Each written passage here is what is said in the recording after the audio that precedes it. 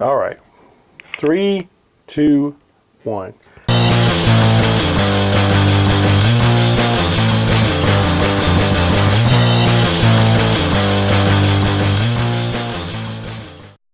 Hey everybody, and welcome back. It has been a while since we've done anything, and just want to say thank you for your patience and welcome back to the show.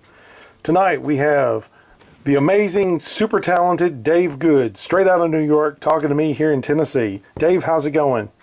Hey, everything's peachy keen up here. That is awesome.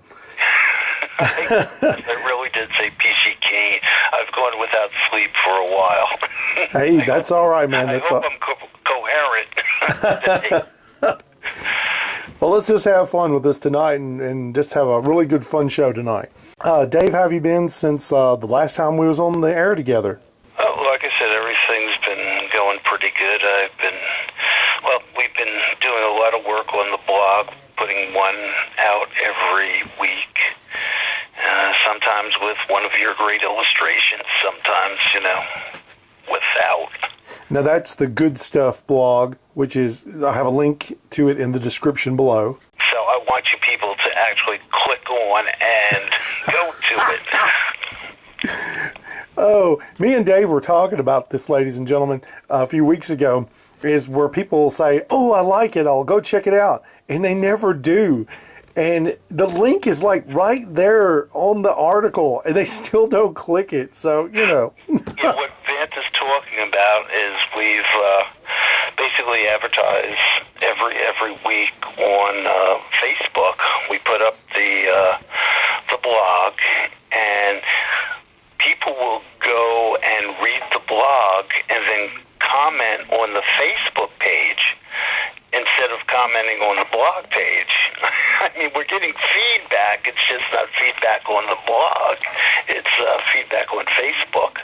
Well, I think a lot of it has to do with, besides people just don't know how to do things technical-wise nowadays, but also for the fact that you have to sign in before you can make any kind of comment.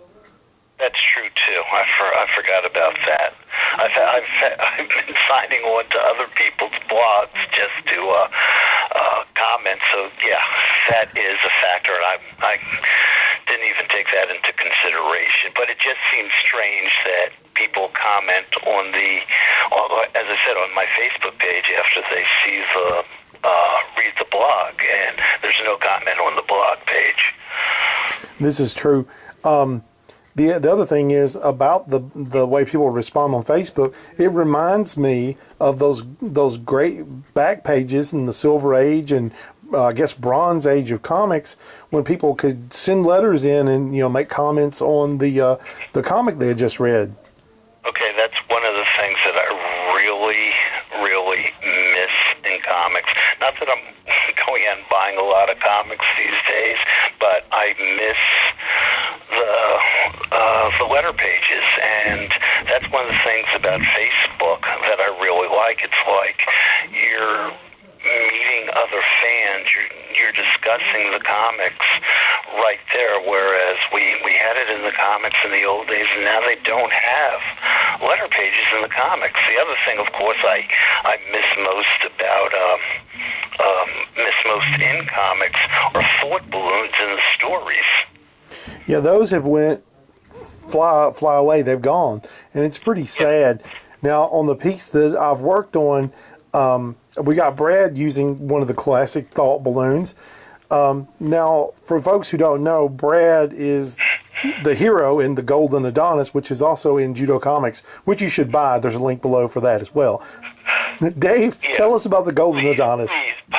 Please buy Judo Comics. It really is a good comic. Yes, and Brad King, the Golden Adonis, is a character in the Judo Comics comic book. He's more or less, if you're a comic book fan, then you know the Charles Atlas ad, the insult that made a man out of Mac. Yeah, kicking sand in the face. Right. Well, this is Brad King is basically Mac several steps later. Mac doesn't just work out so he could go smash the bully's face in. He built himself up to have 17 3/4 inch biceps, and it's like, how do I make a buck out of this? The first thing he does, he becomes he competes in a bodybuilding contest. From there, he gets a job as a artist model, and then he meets Stan Saperstein, a wrestling promoter, and from there he becomes a professional wrestler. Brad doesn't just build his body up, but he's also building his future, his career, his life. He went from being this little scrawny guy, and instead of being, oh, I'm gonna go back and whoop this guy's butt, no, he rebuilds himself. He doesn't even care about this clown anymore. He's outgrown him. He's that's over with now. He's got better things to look forward to. And I'm not going to tell you what else goes on in his life. If you've been following the blog, and when it features Brad, you know exactly what happened after his career as a professional wrestler. So, if you haven't bought the comic, well, then you're gonna have to buy it and find out. And the other character, the main character in the Golden Adonis strip is Brad's girlfriend, Sugar Cane. And she is so much cooler than the character Grace in the old Charles Atlas had, who's basically, get away from me, you pencil neck geek, until, of course, Mac comes back as a bodybuilder. I mean, Sugar is with Brad. She appreciates Brad for what he was before he became Mr. Perfect. That's one of my second favorite things about the strip, is that we get to see this beautiful lady who's in love with this little guy who builds himself up bigger. She stays with him from the beginning to current, and hopefully in the future as well. I'm pretty sure she will, though. I can picture way in the future when they're elderly and their grandchildren are coming to visit them. But yeah, and I also like the humor that the strip has built into it. Yeah, well, one of the other things in a earlier blog, I was talking that Brad and Sugar are basically Mickey Hargitay and his wife Jane Mansfield, or at least I modeled them somewhat after them. Right. Another inspiration for the Brad King character was Eric Peterson. Now, unless you're a fan of physical culture history, you may not know who Eric Peterson was, but he was a fellow who took second place to Steve Reeves in the 1947 Mr. America contest. I think he lost by half a point. He always claimed that he was a match for Reeves from the neck down, but who's going to match Steve Reeves from the neck up? And Eric Peterson, after his bodybuilding career was finished, he became a professional wrestler, and he was known as Mr. Muscles. So yeah, Brad was pretty much inspired by him, by Mickey Hargitay, by Reeves himself. If you look at this particular illustration that Vance did for this week's blog, you can see Brad looks like a blonde Steve Reeves. It's kind of hard not to draw this big smiling character of Brad without thinking about Steve Reeves. I mean, seriously. So where does Brad fit into in the good universe of comics? Well, for one thing, when he becomes a professional wrestler, I mean, you don't just step into the ring. His bodybuilding career gave him a physical presence that promoter Saperstein immediately recognized. And he went to Saperstein. Saperstein sent him to a wrestling school. Now, the wrestling school is owned and operated by one Ben Noble, who in the good comic book universe is a character known as Dr. Judo, and he basically teaches Brad judo and basic wrestling so that he can become a professional wrestler. Stories are set in a roughly 50s, 60s time period. Okay. The Dr. Judo character is set after World War II.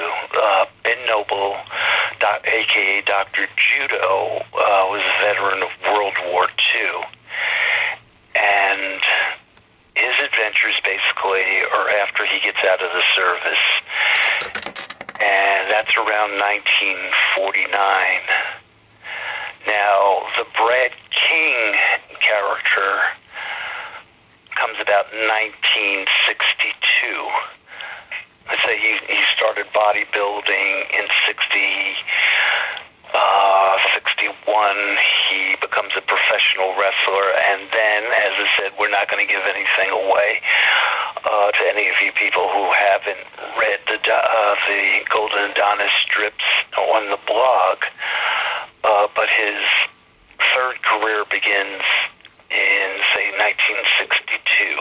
How long do you think he continued in Brad's career into, into the 70s, the 80s? What do you think? Actually, he, unlike a lot of wrestlers that you end up wrestling for 20 years and such, he's going to have a brief wrestling career because he has that other career on the side, which is making him rich. Yeah, you can find out more about that if you buy the book. Right. He's going to go into another endeavor, though, after he retires from these other two pursuits. Nice.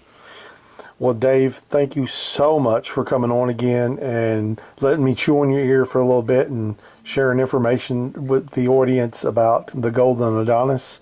It's a wonderful creation. I have so much fun drawing it. I'm loving this new page right now, this latest page. Yeah, it's right now on the screen right now. Also, you'll see it also on the blog.